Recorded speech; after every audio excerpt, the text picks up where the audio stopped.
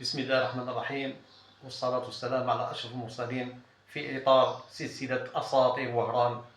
اليوم سوف نتذكر فنان أحبه الجميع وأطرب الجميع بأغانيه العاطفية الجميلة وصوته الشديد. هذا الفنان تربع على عرش الأغنية الجزائرية والوهرانية في سنوات التسعينات.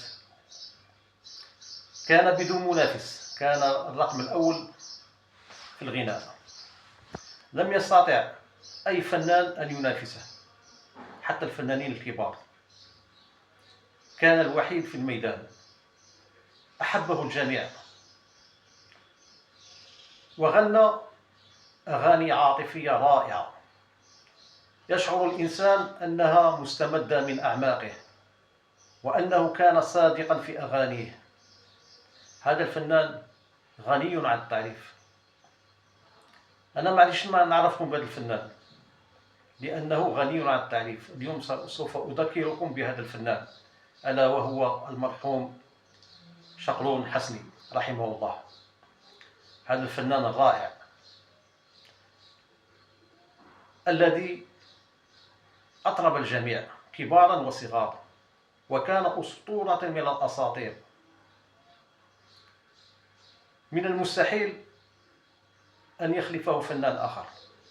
كان فريدا من نوعه بأغانيه الجميلة.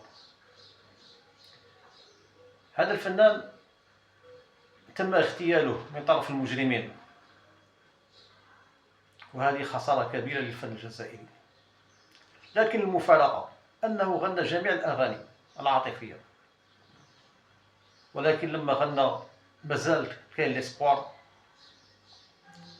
أراد أن يعطي الأمل للشباب الجزائري آنذاك، في حين الإنسان الجزائري فقد الأمل في تلك السنوات المعروفة، لا أعادها الله.